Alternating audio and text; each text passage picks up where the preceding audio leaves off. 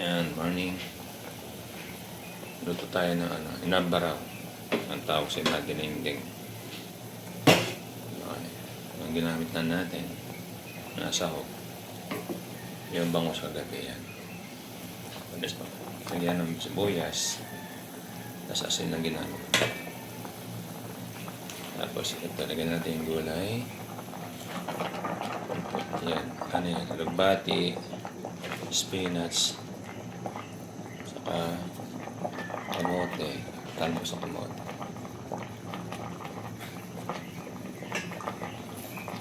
Tapos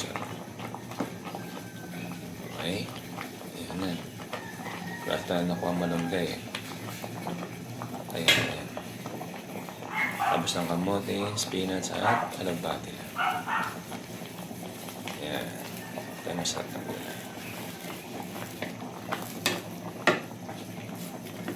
Asin na pinagtimpa natin kanina. Kaya asin nalagay natin kanina nung kumukulo na. Ayos. Tapos kapal lang. Kahit 1 minute lang. Dodo na yan. Ayos. Okay.